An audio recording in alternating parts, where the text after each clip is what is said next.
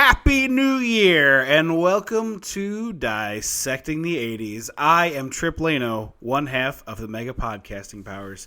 And with me, as always, is a man who knows that the only way to celebrate New Year's Eve is to do it like 8 times in one night, even in time zones that aren't yours. The Macho Man Drew. Andrew Lano? Like, why would you do that, guys? I don't do it's that. Such a weird conceit. When I read the description of this movie, I thought that this person was somehow like traveling across time zones. He was on a bullet train. Murders. Yeah, well, I was like, is he on a jet? Like, how is this a possible thing that he's doing? Because I was like, maybe it comes into play that, like, I think Indiana and Arizona don't participate in daylight savings. So, like, maybe there's something to that where, like, you can get there quickly. And I know there's a place in Florida. If the crux of your plot twist involves daylight savings time, hold down the backspace key. Wait. The daylight savings killer. Go on. I thought if I just started talking, the rest of it would come out. Like it was like one of those like if you just start the car, like the rest of it will come with it. I was like, he's not turning back the clock. I don't know. There's something, maybe something in there. Are you coming up with a tagline or a plot? I was coming up with a tagline, and then I just was gonna go from there. Yeah. Spring forward, fall back into your grave. Stabbing forward. There you go. Yeah. In the 80s, January was typically the time where they dumped the slasher movies that they made to cash in on the Halloweens, the Nightmare on Elm Streets, the Friday the 13th. So in honor of that annual dumping that the studios did, this year, January on Dissecting the 80s is Slashuary, and we're celebrating with 3 episodes about some forgotten 80s slashers. This is the second time we have delved into the wild, wonderful world of canon films, the first being Haunted Honeymoon. They are a exploitation film studio that ran from the 60s through, I think the last one was in the 90s. There's a really fun documentary about them on Netflix right now called Electric Boogaloo. But we did, to celebrate the fact that it's our official New Year's Day episode, welcome to 2018, everybody. I hope you're listening to this with like a wicked hangover. I guess not. Let's hope no one dies, and also that nobody's careers die because they were shitheads.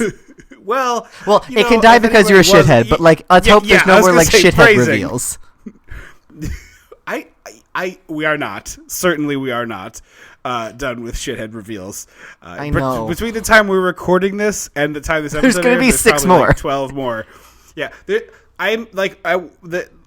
Eventually we're going to get to like a massacre amount. Like it'll be just like a bunch all in one day. It'll be like, the Christmas Day massacre. No, it'll be like, you know how when you watch the news, there's a little ticker at the bottom that tells you like a 1 sentence for each. It's going to do it like it's like a 2-hour delay reveal for schools. And it's just going to be people's names. Like this is who it is now, guys. We are here to talk about New Year's Evil. So you know what that means. We got to go back. We got to go dissect the 80s. It's your time zone. Something's got to be done about your time zone.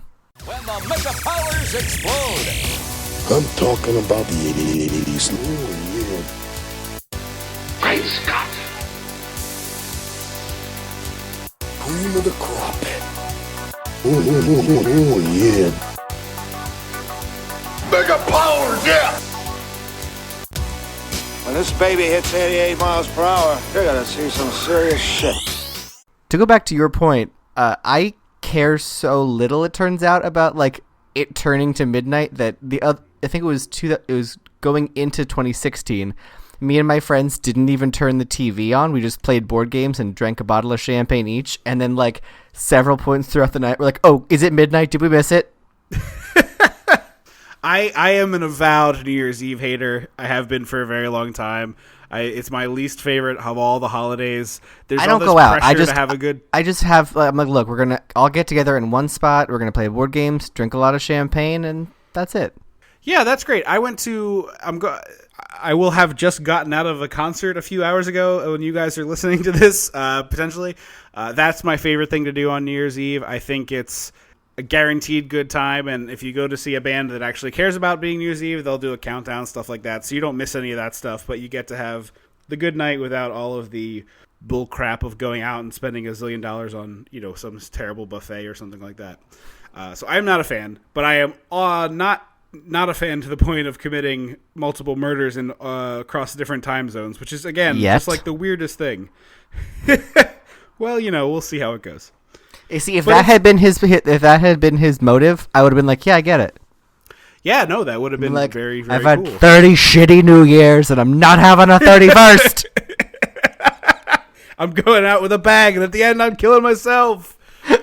This actually made me look, because I was so disappointed that it wasn't like a super rich guy with a jet flying across the United States and committing murders. Yeah. That I ended up looking up that there are like 3 or 4 places in the world where, and one is in Florida, where the time zone splits an area that, well, I guess it's not, okay, I should say there are probably many places in the world in which this is capable. Anywhere in America, straddling a time zone.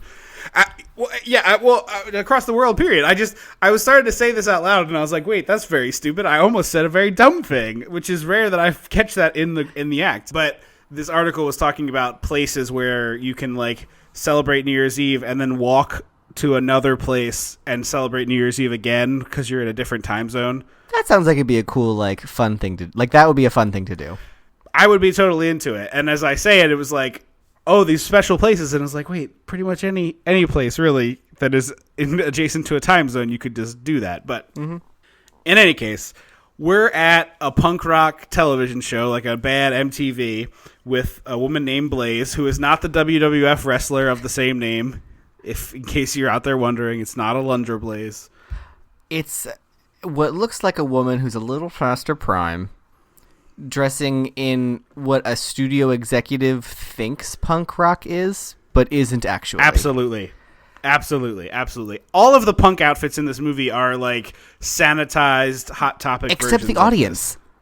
The audience has like, I'm like, oh, that's pretty punky. It's like dudes in some mesh stuff and leather. I was like, okay, yeah, that seems 80s punk. But everyone who's a musician is just like, look, wear this. We're going to cut off the sleeves of this T-shirt, and you're going to wear a shiny dress, and that's punk. And too much blush, and we're going to call it punk. I have a hunch that the people in the crowd were probably extras, and therefore provided their own. Yeah. Yeah. I feel like right off the bat, I'm just going to say that I think this movie would have been, I don't know, it would have, the twist ending would have been more of a twist if she had been based on a real person or like actually been played by a real person. Why do you say that? Because I kept being like, oh, she's like, it's a crazed, they think it could be a crazed fan or something. And I was like, this woman doesn't like, is she a punk rock singer? They like vaguely allude that she's involved in the world of punk rock or whatever. Don't really explain anything. And they're like, it's one of your fans, probably. And I was like, but why? A fan of her what? Like, if she had looked like Blondie or been played by Cyndi Lauper, I would have been like, oh, okay, maybe it is a crazed fan. And then the reveal at the end would have been like, oh, I get it. Like, it's her, like the whole husband thing. I agree. I mean, I think they probably could have achieved that by simply having like a part of the movie where there was like some gold records on the wall or like anything to indicate who the hell this person was, other than like, oh, she's a famous television host, which I guess could be big enough that she'd have like, fans. I guess that Ryan stab her. Seacrest is a well-known television host, so maybe that's and like Ryan a thing. Seacrest has fans. Yeah, isn't he like one of the most followed people on Twitter or Instagram or something like that? Like, I feel like he has a pretty big following. I believe that. And all he is like professionally pretty. Although, doesn't he host one of those morning shows now? He does. He has a radio show apparently. No. Isn't he like with Kelly Ripa? Oh, I don't know. They cycle out whoever she's with. I think every few months they just throw in a new dude.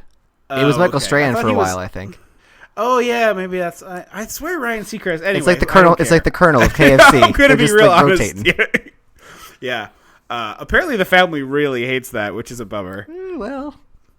I mean, it's a bummer that it's like, hey, please stop doing that, and they're like, no, we literally own your dead dad's life rights, so no. I mean, here's the thing: if you look at an old Southern man with white hair and a white beard in a white suit, what's your first thought? I mean, hey, the Colonel is not likely to have been a man whose standards would hold up to that of 2017. I will not argue. So, like, look, if we're just gonna get him played by a bunch of comics and not acknowledge that we change kernels every month, I'll take that over probably a slave owner. I mean, okay. Okay, before we get sued, he was not that old that we can call him a slave owner, okay? The look. Slave owner Is the look. supporter, perhaps, may be a thing that could be true about that person. I'm not alleging that it is. I'm just saying it could be true. But slave owner... Our new tagline seems is allegedly. impossible. Allegedly. On the 80s. I just said he looked like it. He did. Okay, we got to talk about this movie. We haven't talked about this movie at all. At least we have. 12 minutes in. So, TV lady is, hosting this countdown, and in under 3 minutes, we get the first kill of the movie, which is something that you can say about Cannon Films is there is nothing in this movie that is not straight to the point of getting people either murdered or building up to the next murder, which while this movie is not great, I appreciate that. You know what? We're only here to do one thing. Everybody bought a ticket to watch people get stabbed. Right? It's New Year's Evil. We know what we're here for. Because I love when movies do that. Like, I just saw Get Out like a month ago, and I was like, we opened this movie with like, here's what this movie's gonna be about. Okay, you're here. Now let's do a slow build to the real thing. And I was like, yeah, thank you. Right. Thank you. That's all I needed. Which is fine if you're making Get Out, but this movie is like, we show you what we're here for, and then we never stop giving you exactly what we're here for, because there's a murder every like 15 minutes in this movie. Pretty much. It's just the idea is interesting. Like, he's gonna kill at every hour leading up to this, and probably he's gonna kill the host of the show. Okay, I'm here for that. But then they threw in all this stuff, like they showed the killer's face right away, and I was like, why? Don't do that. Don't show me who's murdering people, because then it's weird to me. And am I supposed to guess who this person is? Am I supposed to I don't know what I was supposed to be doing as the audience member, I guess is my problem. And we also don't know who this guy is in the beginning, right? Like, we don't know it's her. I mean, the spoilers. We don't know it's her ex-husband. Spoiled that already. Or husband, current husband. It's her husband. Yeah. They mentioned that her husband is probably doing coke in South Beach. Was it South Beach? But we don't know this is her husband until like 15 minutes before the movie ends, right? The only thing we hear of a husband is that. Because I honestly thought I had missed something. Mm-hmm. Like I was like, wait a minute, I know, like I had to watch this movie in 2 chunks for logistical reasons, which I try not to do. But I was like, okay, wait. I was paying attention both times. Like, I wasn't like doing other things while this was on. I was sitting with a notepad and watching it, and I'm like, wait, this guy is her husband. Was I supposed to know this information? Was this supposed to be like, oh shit? Because I was just like, oh wait, what? Yeah, I needed like hints at this beforehand. It was just sloppy. It was sloppy execution of an interesting idea, which is kind of what we deal with a lot on this show. Absolutely. And I would also like to point out, not that it matters very much, but the writer of this movie was 64 years old at the time of this movie's release. So he probably wrote this in his early 60s, 62, 63, which is kind of fascinating given that it feels pretty of the time. Yeah. You know, I mean, we joked about the wardrobe not being great for the punk rock stuff, and you're absolutely right about that. But in general, the tone and feeling is like, kind of feels right to me, which is wild for a movie that seems appropriately like 80s it wouldn't be. Slasher. Yeah. Still a little 70s because it's 1980. So there's like still kind of a 70s sound. Also, her son is 100% a Cobra Kai gym master. Absolutely. And he's so clearly built up to be the killer in this that it's a huge disappointment when he's not the killer. Because he absolutely looks like a murdering psychopath when we meet him. Yeah, but then we get the end, which the not reveal of the end when he's totally gonna keep on the legacy. Again, spoiler alert. Sure, but I wanted him to be the killer from the jump. That would be much more interesting to me. Yeah, I wanted to not know he wasn't the killer. Yeah. The other thing that we get in this movie is like a whole slew of musical performances, which I found to be, I assumed was going to be time-wasting, time filler, but was actually mostly just nice little interstitial transitions from scene to scene. Yeah. So the first is the theme song of the movie, which we didn't talk about, and is very good. New Year's Evil, written by Roxanne Seaman and Eduardo de Barrio. If I can find that, I'll drop it at the end of the episode because it is very good. But all the punk rock songs are like nice, catchy movie snippet songs. 30 seconds to a minute, and getting on out of there. Yeah, it's a lot like the music in the team that did Forgetting Sarah Marshall, where it's like, hey, it's 90 seconds of a song, and it's a sweet little moment, and the song is pretty good, and it's just enough to keep you going. Yeah, we just want to do a couple of jokes and get the heck out of here. A hook and a couple of lyrics, and boom. Yeah. So as we said, this guy is doing murders across different time zones, and she's hosting this like standard New Year's Eve type thing where it's like, we're counting down to midnight in every time zone, and we'll be there to take you through it.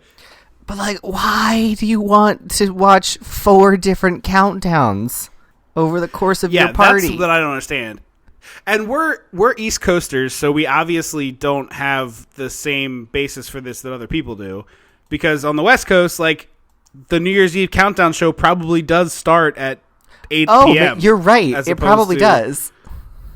I didn't even think about that. So they do probably get this on the West Coast. If you're a West Coast listener, chime in and let us know. Because, like, I imagine this is what the TV countdowns are like on the West Coast. Because the ball drops in Times Square at 9 p.m. As East Coasters, we're like the selfish lovers of New Year's. We're like, ours is done. Bye. Yeah, because like by the time they're dropping the ball in San Diego or whatever, we're long asleep. It's 3 a.m. Or we're blacked out and we don't know what's happening. You're asleep or your brain's asleep. One of the two. Yes. Either way, your brain's asleep. Brain's like, I forget what comedian I'm stealing this from. John Mulaney. Probably Mulaney. Yeah. Brain's like, I'm going to bed. Lock up when you're done. Yeah, so every time it hits midnight, he's doing another murder, but all of the murders are taking place in Los Angeles, which it means like the police. It's actually a really clever conceit as a cop thriller versus this slasher movie. So if it was set up with like the police are like racing to try to find this guy who's committing a murder like every hour on the hour live on the phone is a really cool idea. But because we're doing it through the lens of a slasher movie, we're following the guy instead of following the police thing. Yeah, I almost wanted more of a Play Misty for me vibe. Yeah, I was like, oh, it's gonna be kind of like that. I'm here for this. Instead, I got too many footfalls like sound. Did you notice that? Yes, lots of footsteps echoing in the distance. Every time they cut back to the mosh pit or like the slow dancing, it's like the silverware in Blue Bloods. Just clink, clink, clink, clink. It's just like. So then we get some knockoff Friday the 13th music. Yes. The really effective music in Friday that's like. And I was like, oh, this isn't the good version. It's like when the song starts and you realize it's the Glee cover. So we get because it's the 80s, we get a very complex and rich and nuanced depiction of a sanitarium. Meaning everyone is jumping around into the walls and talking to themselves and hitting themselves because that's what crazy people do. It's One Flew Over the Cuckoo's Nest, basically. Oh, God.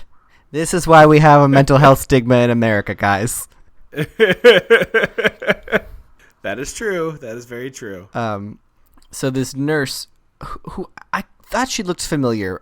She wasn't in anything I would know, but I thought she looked like a current actress, and I can't think of it. Stumbles upon the killer, who is now wearing like an orderly's uniform, and he's like, I'm temp help. I brought champagne. Want to drink it? And she's like, sure, because she has zero self-preservation apparently.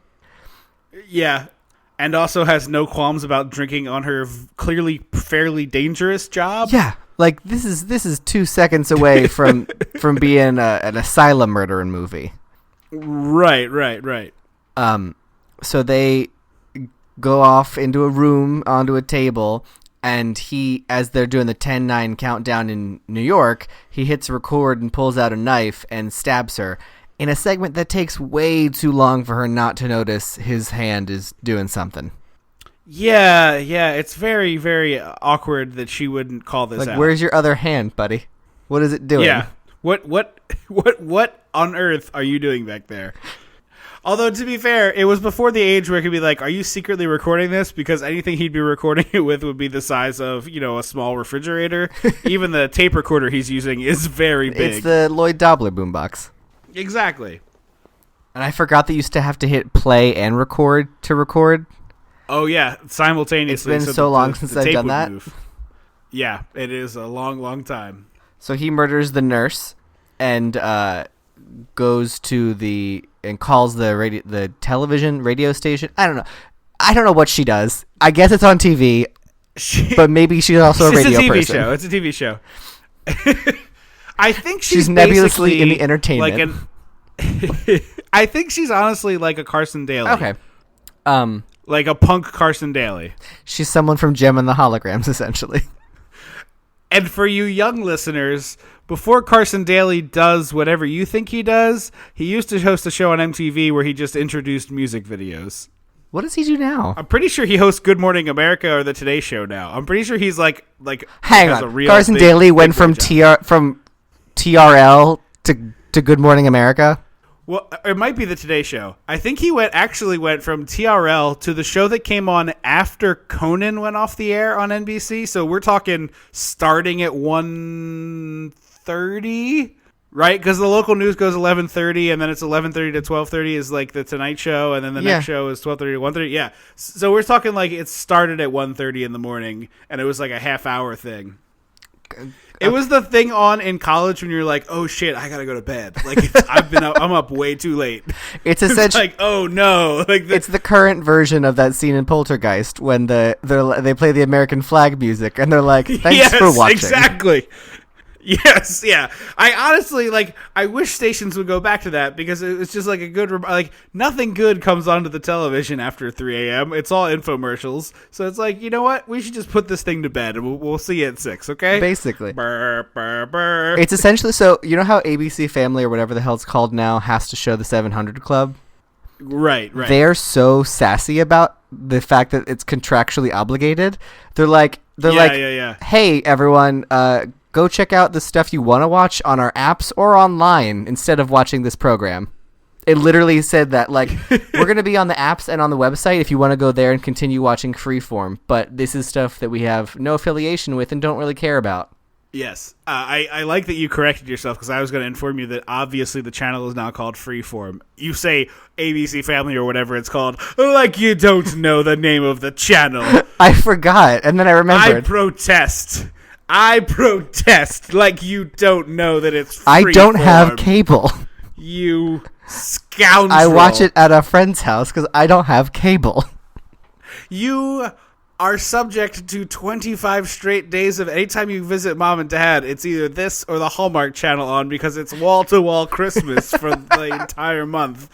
So please spare me that. I can't recall the name of the channel, Senator. I believe it used to be ABC Family. Did I not use the real one eventually? I remembered it after the fact. You did, but you did that I can't. I was like some like one of those. I don't know, one of those channels. Something like an ABC. Like you didn't know. I didn't remember. Scoundrel. Scoundrel. I don't remember where the hell we were. Oh, he kills the. Porn stash, I think. We're almost to porn stash. So he kills the nurse. Yeah, and we forgot to mention that the voice modulator he uses when he calls the TV station sounds like he's one of those throat speaker people. Yeah, it kind of sounds like the thing that Peter Frampton uses that makes his guitar go like a melodica. Wah, wah, wah, wah. No, it's called a talk box. It's like a weird thing that you basically use your voice to modulate the sounds of the guitar. Oh, weird. But yeah, they call. It's just, again, such a weird decision to have them show his face and completely show everything about him, but now he's changing his voice for her. I guess maybe that was supposed to be a sign that she knew him. Yeah, but it ultimately becomes just you're along for a joyride with a crazy person, which is a weird thing to do in a movie like this. So at this point, she decides to take his threat seriously because the first time she was like, whatever. And I was like, really? That's not a whatever thing. This seems like a very bad thing. You're just poo-pooing something that's very dangerous. So the police show up and they're like, oh, you people, you create the problem, then you complain about it. And I was like, oh, we're at a point when punk rock was the bad thing. Got it. Yeah. You got to be very concerned about that. Like the Dungeons and Dragons nonsense in a few years. Yeah, exactly. Can we focus on the real bad things, guys? There's like a It's lot. like, come on. There's so many real ones to choose from, and you pick the stupid game with the nerds and the pencils? Or the music with leather. Like, calm down. Get a hold of yourselves. So it's like, so her son that she has zero chemistry with and actively doesn't give a shit about is in this movie. Yes. And he's like, I'm going to stay up in the room because you're not paying attention to me. And I was like, I don't know, your mom's like a famous person who's hosting a thing in 10 minutes. Like, maybe now's not the time to talk about your life. Like, maybe wait till she's on a break. Yes. Yeah, she seems kind of like, does it have to be right this moment that you have this conversation, whatever it is that you want to have with her? She is very busy, clearly. Again, a hardworking mom being besmirched as though she's the bad person.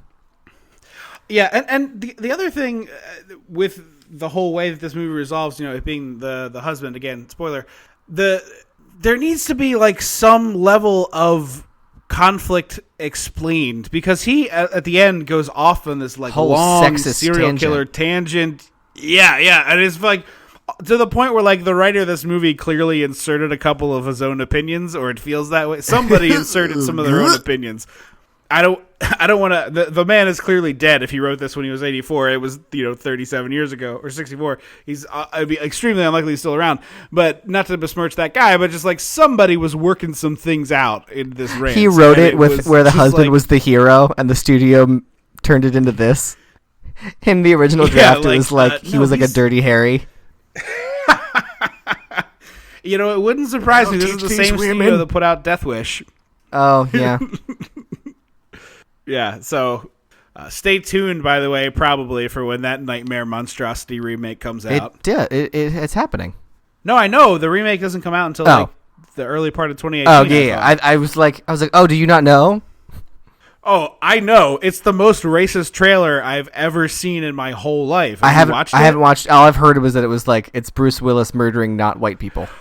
Okay, stay tuned. At the end of this episode, Andrew's gonna watch the trailer. We're gonna watch the trailer live together, because I have to watch you watch this. It's the craziest, racistest thing I've ever seen. I'm excited. Yeah, so stay tuned. That'll be a special bonus on this episode. So the son is up in the room, and the mom is like, "Hey, I wish you'd come down. Like, there's a murderer, and it's creeping me out." With about that inflection. That she's talking to her son. Yeah, no, absolutely. Yeah. And he's like, you don't care about me. They both seem disinterested in being in this movie. Yeah, and I was like, can we not, like, that's supposed to be her son. And I feel like she couldn't pick him out of a lineup. I would be shocked if she could. And so he's like, fine, I don't want to tell you my surprise anyway. And he, like, hangs up the phone, and it's just like that, like, insert person in a mirror being creepy. He like bites a stocking as he talks to himself, and then puts the stocking on his head and stabs his ear, I think. Like, I couldn't tell what he was doing. It was very strange. I was just like, oh, so he's just like off the walls crazy, can't be saved, salt and burn the earth crazy. Right. And then later there's that whole thing where like he pops back up and he's wearing the stocking again over his head, but now there's sunglasses on top of it, and they keep like menacingly cutting to him, and then he doesn't do anything. It's very weird. It's a weird choice that like that. Kudos to that actor who was in Killer Clowns apparently, and I didn't realize that until after the movie was over. Oh, I didn't recognize him from that anyway. Oh, I think he's the police guy. Huh. Oh yeah, I want to. All right, so is it finally time for me to talk about Porn Stash? I've been very excited to talk about Porn Stash. Okay, so we cut to this party and a disco. Bar, it's rather. A disco. It is a disco, and the guy's talking to this woman who's wearing like a shitty New Year's Eve hat thing, and he's like, "Yeah, I'm the business manager for Eric Estrada," and she's like, "Oh, the Chips guy. Ooh, I'm all fluttered. I love the highway patrolman." And so I literally had to Google who Eric Eric Estrada was to get that reference. Oh, I instantly I knew that. But it's a good name to name drop in this, but I also wonder if like one of Eric Estrada's friends saw this and were like, "Hey, did you know they drop your name in that shitty New Year's Eve movie? Like they're like killing people left and right. The guy says he's your manager." And then Eric went, "What?" Allegedly. He went like that. That's gonna be the whole so- description of this episode. Allegedly. Allegedly. Music credit. Allegedly. So he convinces this woman to leave with him, and she goes to the bathroom, and she's like, "Meet me out front," and then she shows up with her friend, and it's like, holy shit, we have a female movie character who's doing the smart thing, like not going home with the strange man she just met, who's allegedly Eric Estrada's manager, and the friend is there, and they're both like, "Oh yeah, we'll go to this party," and he's like, "All right, you're both pretty hot, so this just more for me, right?" And they're both kind of like, but Eric Estrada's going to be there, right? I wasn't sure if this was a wrinkle in his plan. He was like, well, I can't kill them, but like I have to only kill one. Like I didn't know how this was going to pan out. Right. So they leave in the car, and they get to this. The woman is again wrote her the most annoying way possible. I'm getting more and more convinced that the theory we just created 2 minutes ago, that this is just the prequel to Death Wish, is just a thing. It's just fact. Yeah, because they get to this place and he like hands her some money. He's like, "Go get the biggest bottle of champagne you can find. We need a minute." It was And the friend's $100. like, okay. Yeah. Which in like 1980 money is like $500. Oh my god. And so like, what bottle of champagne are you buying? You take a bath in the amount of champagne she could purchase literally a bathtub full of cheap champagne with $100. Oh my god. So inside the liquor store is, I want to say, the weirdest filmed exchange between a store clerk and a customer. It is the room level weird. And I was like, does he know she's going to die and he's trying to warn her? Like, what is happening here? Yeah, it's so bizarre. So she goes inside. The other friend is still in the car, and he's like, "Hey, you want some? He uses a very weird phrase for smoke some weed, and I wish I had written it down because it was a very strange thing that he says. I did not, but he's like, "You want to hop of the hippity-bop?" And she's like, "Oh yeah, definitely." And he pulls out. You want to smoke a number? There it is. Like that's a weird way to phrase that. And she's like, "Okay," and he pulls out like a hefty bag with like a sprinkle of weed in it, teaspoon, barely enough weed to smoke, and it's in a hefty bag. And he's like, "Hey, smell this, it's great shit." And she sticks her head like into the he doesn't have to strangle her. She puts her head into the bag. Like, what are you doing, lady? You were so smart 5 minutes ago. Ugh. And that it's just like such a stupidly large bag. It's so ridiculous, and there is a good like 2 tablespoons full of product in there. Like if like whatever it is in the movie, like oregano or whatever. There's like 2 tablespoons in there barely, and she's like, "Oh, this seems like a reasonable size vessel for this much product." Absolutely. The best is when she like whips her head around as she's being strangled, and it's just like pot smushed against her face. Yes. Later on, when we see her again, it's like tucked up under her chin, like just against it, like a goiter of weed, and it's really weird. It's so goofy.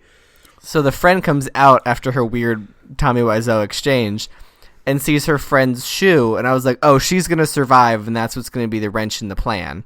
Like that he like drove off with. Oh yeah, that would have been much more clever. I was like, oh, he drove off thinking like no one would catch him, but the shoe was there, so it's now a thing.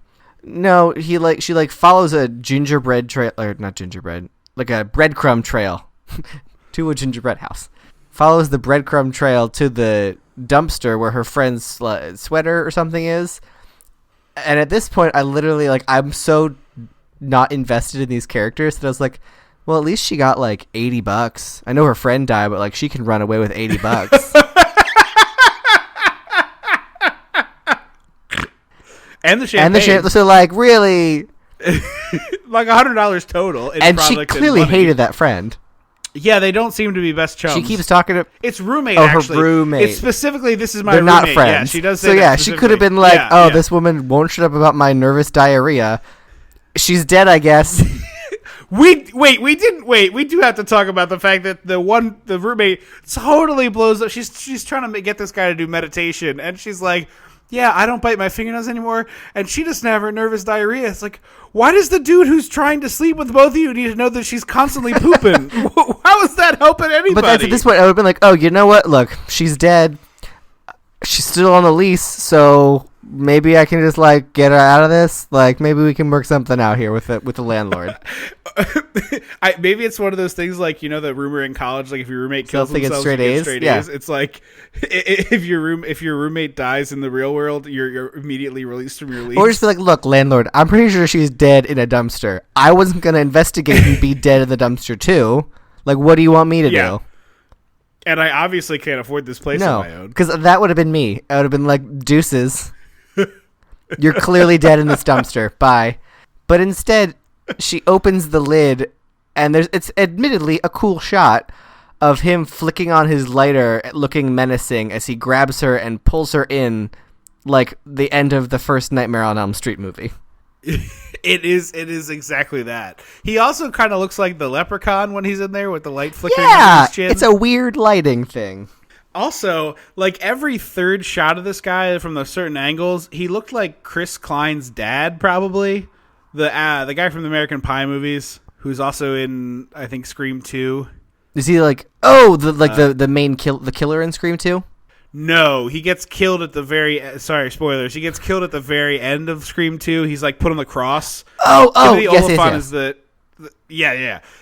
So he looks like he has like the same eyes and chin shape as Chris Klein. It threw me off quite a bit. And then So he goes to change in a phone booth. He's doing his best Superman.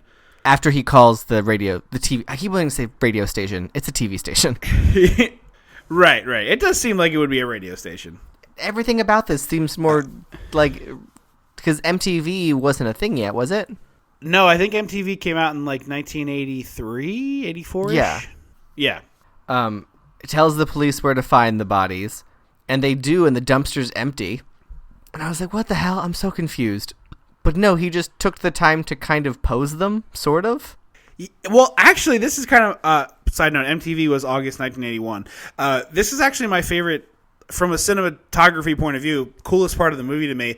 The police are in the backyard looking around with flashlights. The second victim so reveal. The whole scene is the flashlight to the second victim is my favorite. Oh yes, yeah. So they're hunting around this backyard, and it's those Olympic rings kind of deal, like that are on little kids' play set. They're obviously not Olympic rings, but the little kid swing sets. I don't know if they still do, but they used to have them where you could do like a backflip and kind of do all sorts of like gymnastics moves with them. The royal you could do a backflip.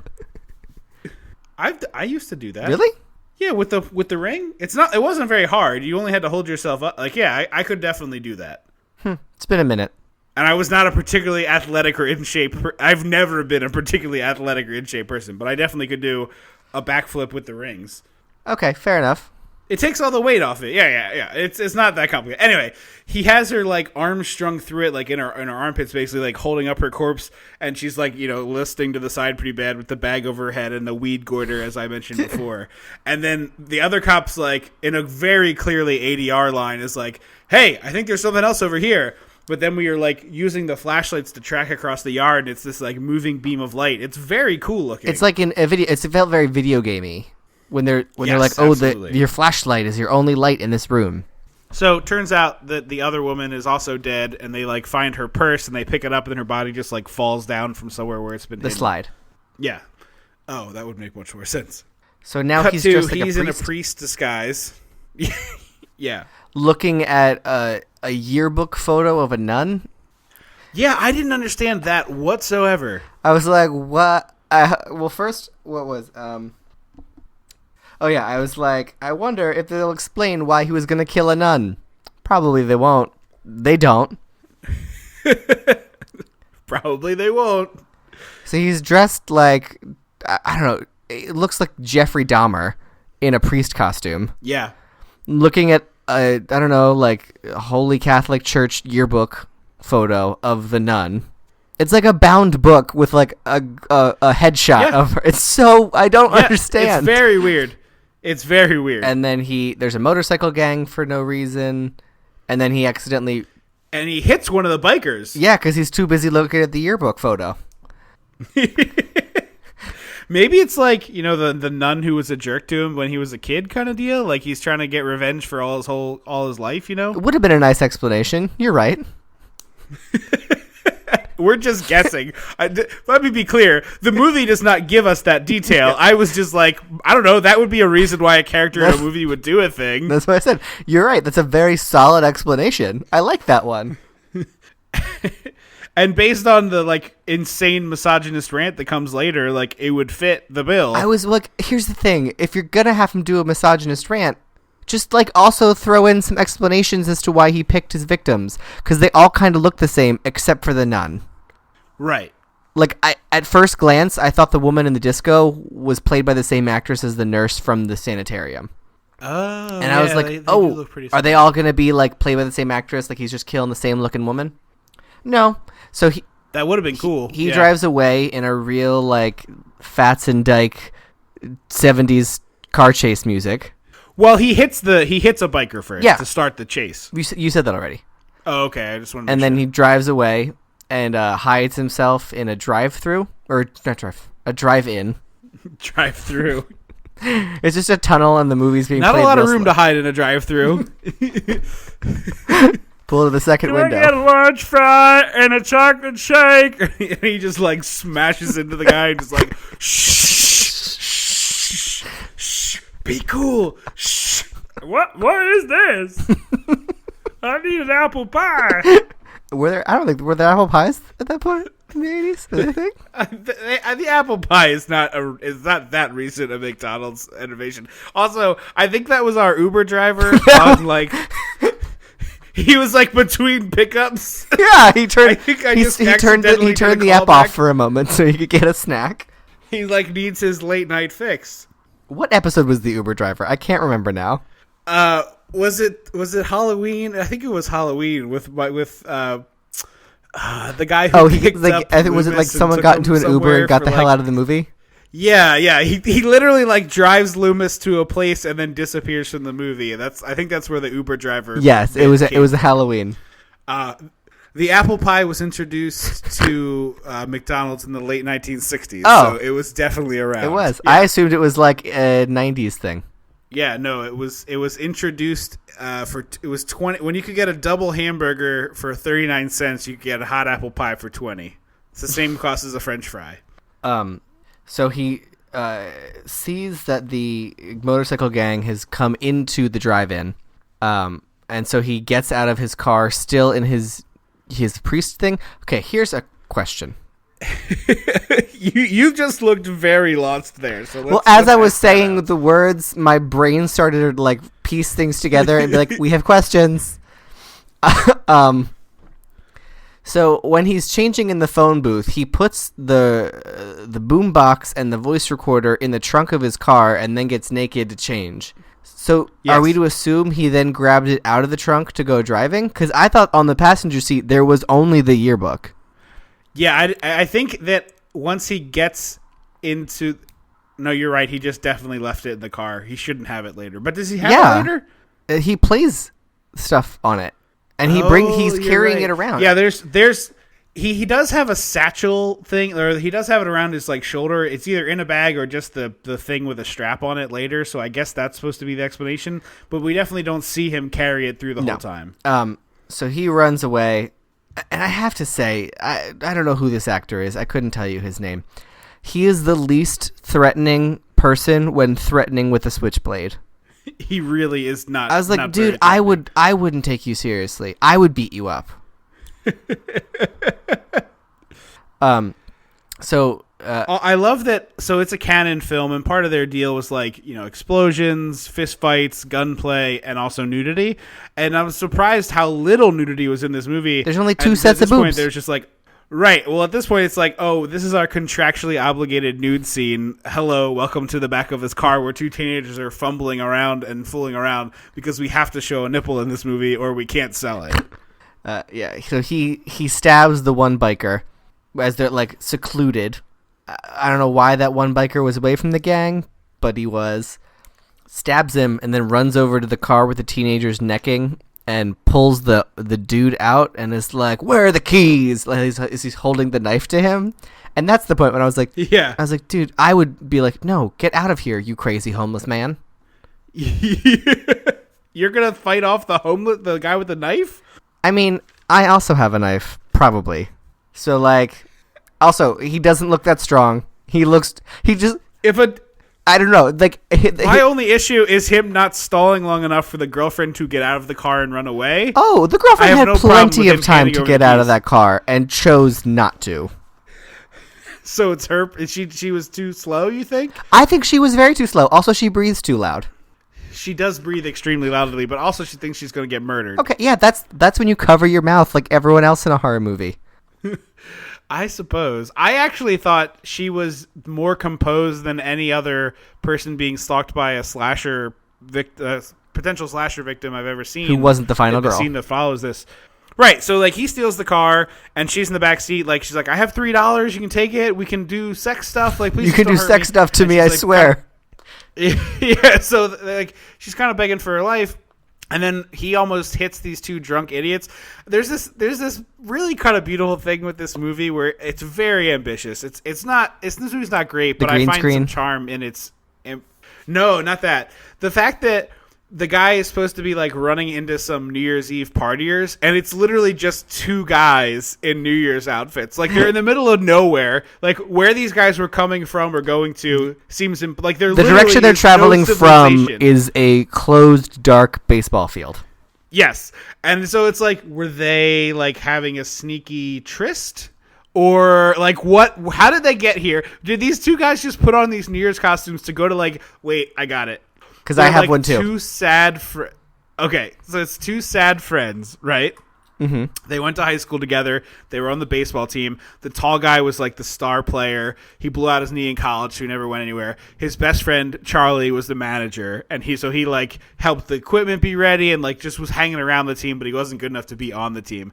So they got together on New Year's to go to the old stomping grounds, and they got plastered in the bleachers. And Charlie finally admitted that he's been in love with Jason his whole life. And they like had like a real moment of like, "I've always loved you too."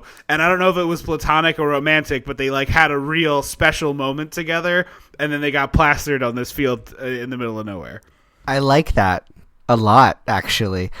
Mine was going to be, there were like two dudes in the closet. We're like, "Look, the baseball field's going to be empty at midnight on New Year's. Let's just make out and do it there."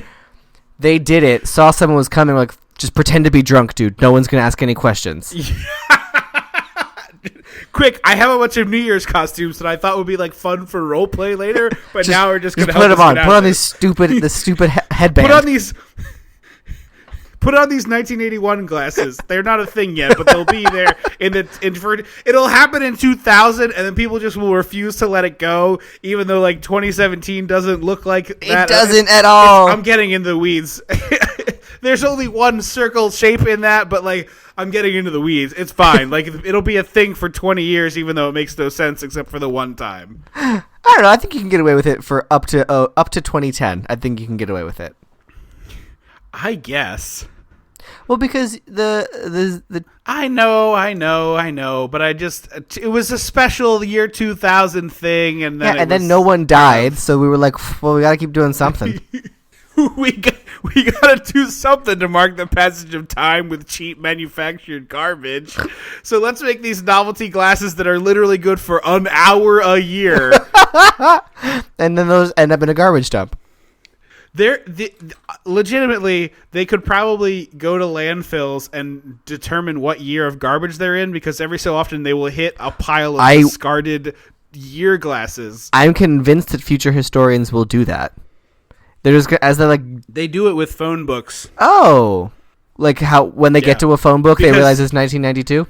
No, because they still give people phone books and people just immediately throw them away. So even up until recent times, whenever the phone books get delivered, they immediately get thrown out. And so it's like a perfect mark. Because like, who the hell wants it? But I still get one once a year in my porch and immediately goes in the recycling bin. And so they use them. I guess not everybody recycles them. Oh, are they like numbered? I don't think I've seen a phone book in ever. are they like? They have a year on the front. Okay, that's. I was like, wait a minute. Yeah. they're not numbered. It's not like I didn't mean numbered. I meant baseball card with a year. Are they dated? This is a mint condition Bell's number 4, so I would not trade this for anything less than a mint condition Bell's number 5 and number 6. Sorry. So he's chasing this girl, gets out of the car very smartly and starts running away, and he's chasing her, and he gets to the bleachers, and he's like tapping the knife on the bleachers very menacingly, and then at one point she's hiding under this shed thing, and he kicks a trash can at it, and it's normally the part in the movie where the girl who's hiding is like, ah, and then she gets murdered because he revealed her place. But he kicks this trash can at her, and she just keeps her cool, man. Because he Like, I knows was she's really there. into it. He kicks it He towards does, her. but he's just trying to get her to. Yeah, he's trying to get her to like lure her out. He wants there's like a cat and mouse thing. Yeah, and like I understand that the hiding under that shed is a solid hiding place. But you know what else is an option? Running through the dark field that's to the left. She falls though. When? So she's like running through the trees. Doesn't she stumble as she's running through No, the she trees? just leans against and that's a why tree she ends for a up under minute. the shed. Oh, I thought she like falls and then is like dives. I don't into think the she shed. falls. I think she just stopped at a tree to like breathe Okay. loudly and look behind her. And then she kept running. And I was like, lady, you keep running through the field. It is pitch black. So these cops arrive and they come up to our two. Well, their guys voices do. that we talked about. Oh, never mind. Yes, the voices, that's true. sorry. The secret Yeah. lovers. So there's the two. The secret lovers are just like standing there, and these cops arrive and they're like, "Hey, there's a guy with a knife who went that way and is chasing some broad or something." Hey. And the cops are like, "Oh, we should probably do something about that," which is rare for movie cops. Yeah, and they 'cause I was go like, chasing this girl if down. they're drunk, are you gonna believe them? Is that how this is gonna end? If they're gonna be like, Yeah, I was sure. okay, crazies, and then they're gonna be like, they murdered someone 2 feet from where you were. But no, they actually like, "Hey, sir, what are you doing? We're the police. Keep your hands where we can see him." And he just like sprints away, and then they rescue the girl. And I was like, "Oh my god, a happy ending for this character." I was actually very happy about it. I got invested in her journey.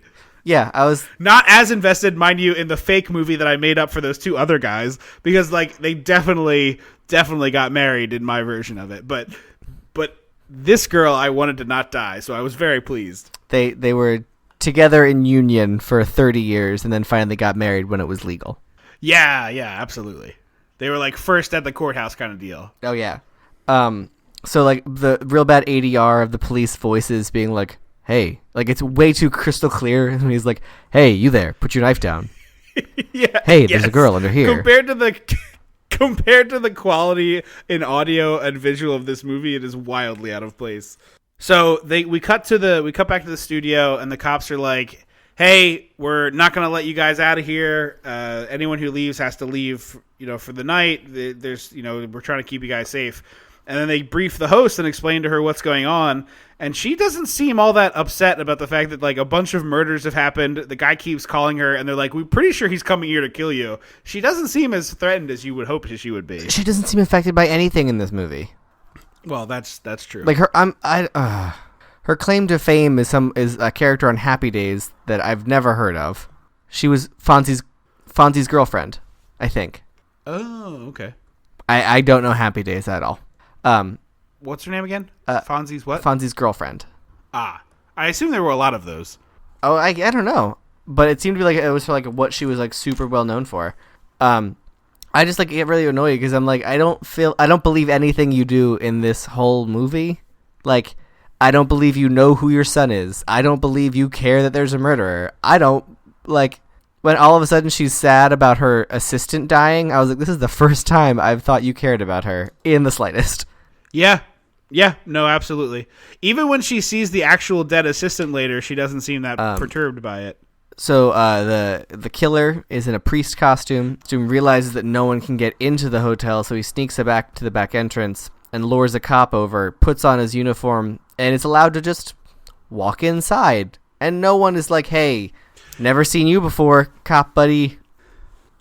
Yeah, it's hard to tell. Like, I obviously I don't want to be the defender of the stupid movie, but I honestly don't know in a situation like this where there's a ton of cops. Like, is it multiple precincts? Because that would probably explain why that would happen, you know? Like, they don't necessarily know every cop on the force. Yeah, except it doesn't look like there's more than... It looks like there's half a precinct's worth of cops there. Yes. Yeah, I mean, it looks like there's like 4. Yeah, no. They were like, we're going to put 2 guards at the entrance to the hotel, and that feels like good enough for me. Multiple murders, Brosif. Let's get like a squad out front and 4 cars. Like, I want to see anything with flashing lights. Anything you got, just bring it down here. Fire truck. So the priest manages, he manages to get his way in, and then he gets into his wife's room somehow, which we don't see. And the son again, the cop comes in and like points the gun at the son and is like, freeze. And he's like, what? And now she's going to pretend to care about him. And he's like, you've been very mean, Mom. I don't even want to tell you my surprise anymore. And runs out of the room without moving his arms, I assume, because he's a weirdo. And she's like, that was my son. Oh, I'll get changed now. And I was like, okay, cool. Why is anything in this movie? So the cop stands outside, and then a man in a cartoon mask of some kind. Was he like? He looked like a butler or like the Penguin from Batman. Were we supposed to recognize that mask? Yeah, and also like, no, I honestly thought it was like a Nixon-y mask, but it obviously is not. It was a little Nixon-y. Because he comes out with a knife, and she doesn't see him in the mirror behind her, mind you. And then the knife mysteriously vanishes, and he pulls off the mask, and she's like, oh, husband, of course it's you. But also, like, what shit are they into where the husband just, like, shows up in the room wearing a weirdo mask and threatening her with a knife, and she thinks this is hilarious? Well, I don't think she saw the knife. Oh, you think it... Okay, I was under the assumption that she saw him with a knife. No, I was under the impression she didn't see anything until when she acknowledged him. Okay. So he, like, pops out and talks to the cop, and he's like, hey, I'm her husband. I was hiding in the bathroom because I thought you would kill me. Also, the manager said I could come in the building, so it's totally fine. See ya! And he shuts the door in his face. And so the cop, again, wisely... is like, hey, can we make sure that this is verified, that this is a thing? Which is like, hey, good police work for once in a movie. Yeah. So he also is like, hey, I'm coming with you. They found one of my... That's when he goes up to the room, they're like, they found one of my guys knocked out in the parking garage, so I'm coming with you. And I was like, did no one mention he was naked? Like, that feels like an important note.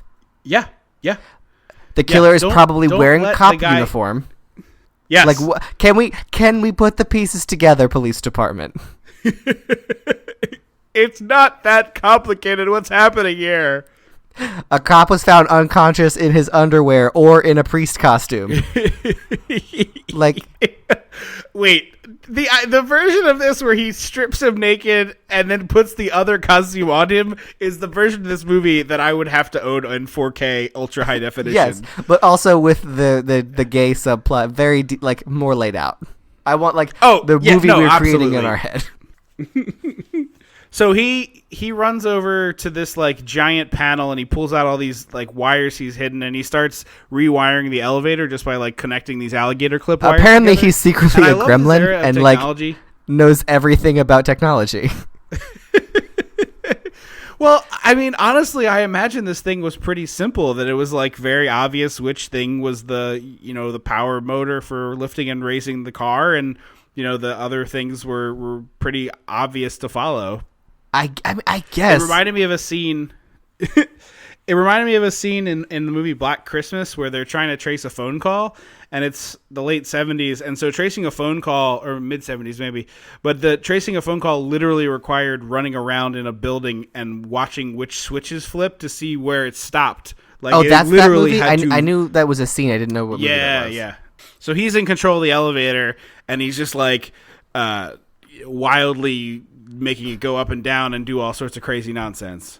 With the inside is the one cop and his wife Blaze, so they have like a real Tower of Terror kind of situation.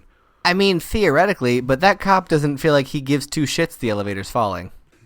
He obviously is not a very good actor. He's like, push the stop button. No, keep pushing the stop button. Hit it again. Like, Meanwhile, the camera's doing like a Star Trek, like, whoa! this woman is like trying real hard to sell that the elevator's falling, and she's for once feeling something in this movie. And I was like, oh God, the movie just can't have everyone care. It's like, look, someone has to not care in every scene. It's contractually obligated that we only have so much caring going on. It's like how people say they don't have a fuck to give. The movie only had so many per scene.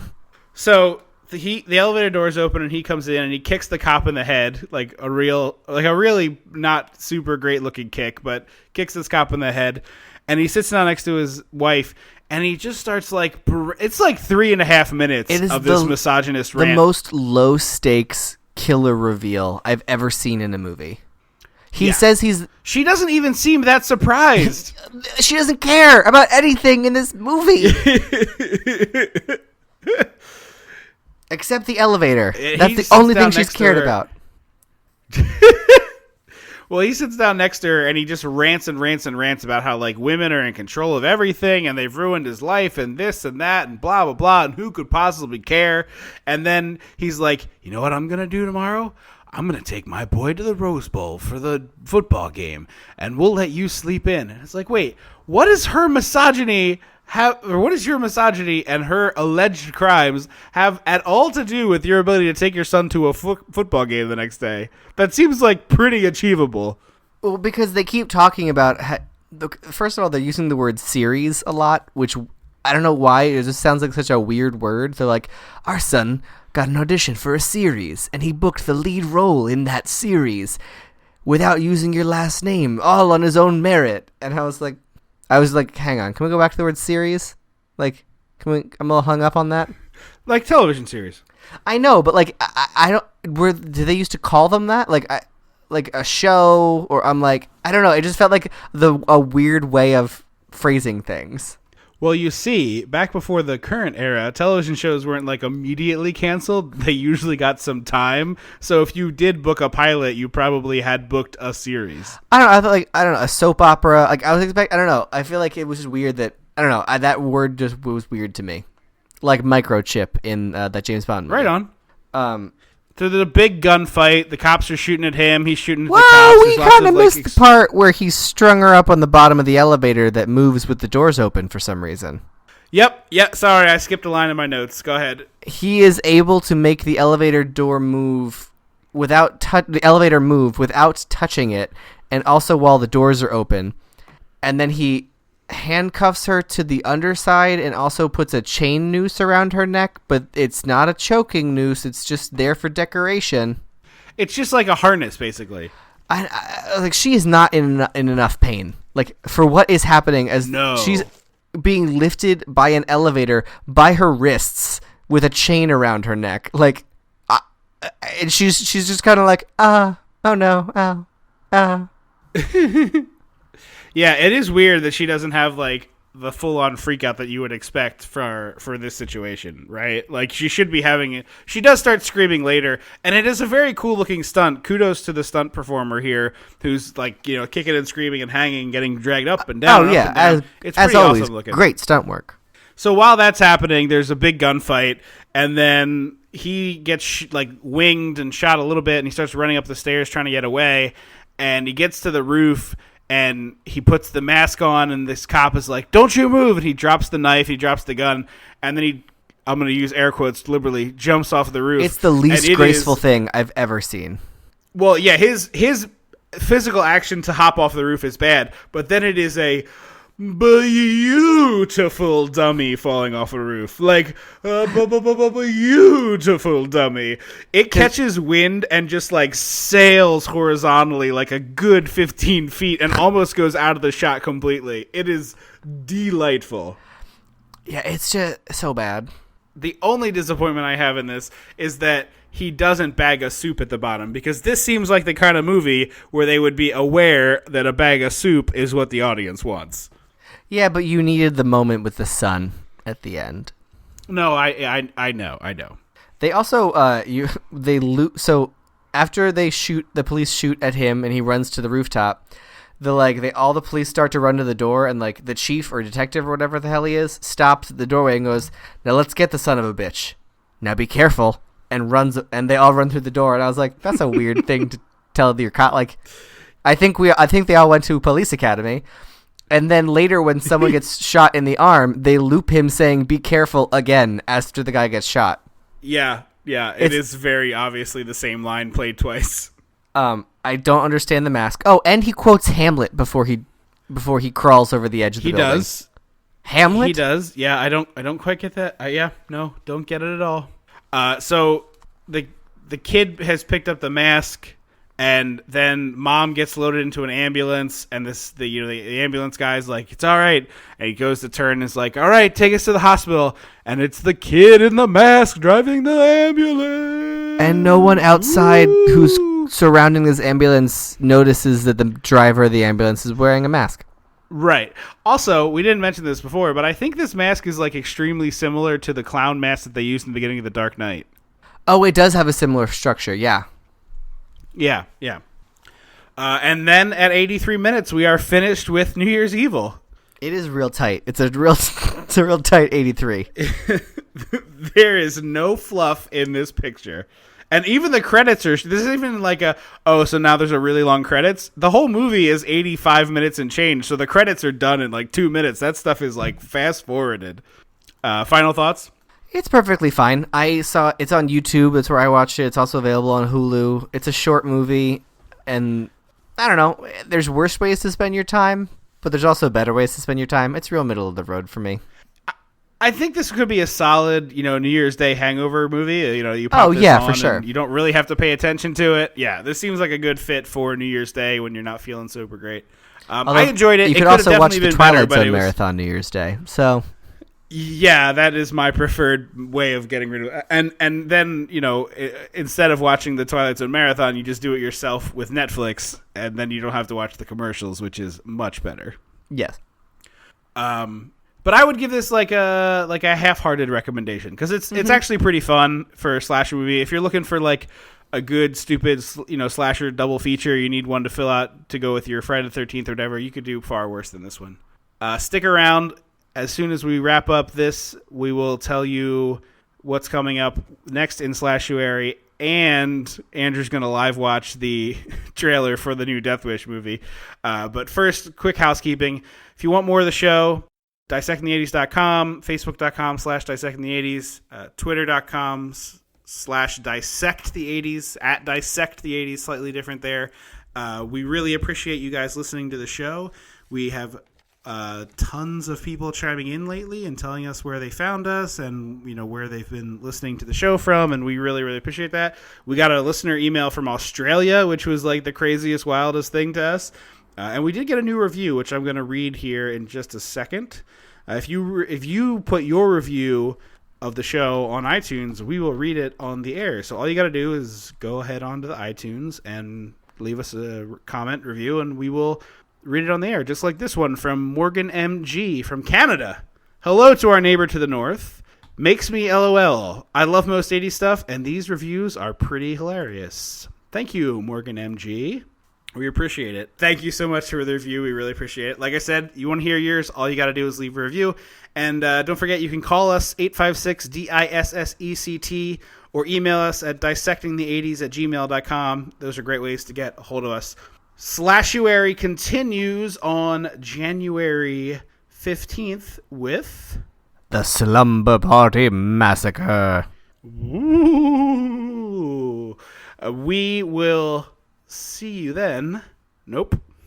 I was like, I don't know. Are you trying to quote something? Thank you again so much for listening to the show. I have been Trip Lano. And I will always be Andrew Leno. Until January 15th. Don't you forget about me.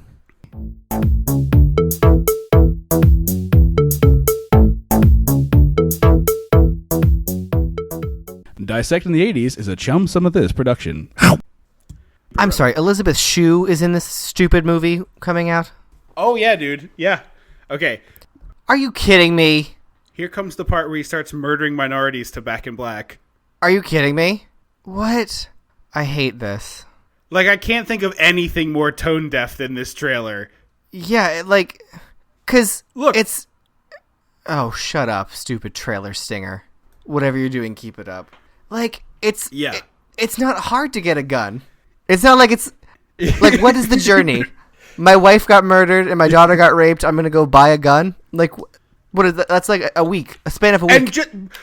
But it's not even just like he gets like it's gross, but I'll give you the like, oh, you know, whatever. He takes vengeance on this heinous thing that happened to his family. Fine. The movie puts on fucking Back in Black, and then he's just like gleefully committing murder to help like other crimes that he's aware of. He's not Batman. What are we doing here? Exactly. It's like, what if Batman murdered people? That's this movie. It's exclusively people of color. After his wife's murder, every other person he shoots is not white in that trailer. It's so weird. Like, Yeah, I do not understand any of that. that is such a bad... Like, I just don't get it. Why would you do that? Yeah, I have no idea. It's a weird movie to choose to remake at all because of the like vigilante weirdness of it. Yeah. It's even crazier to me that it's done in celebration of that. But anyway, you hadn't seen that, so we had to watch that. So thank you for the little bonus listen there, guys. We will see you in 2 weeks. Things we're gonna cut out in editing. Every hour we're counting down the mid. God, I'm all over the place. Every Do, do, do, do, do, do, do.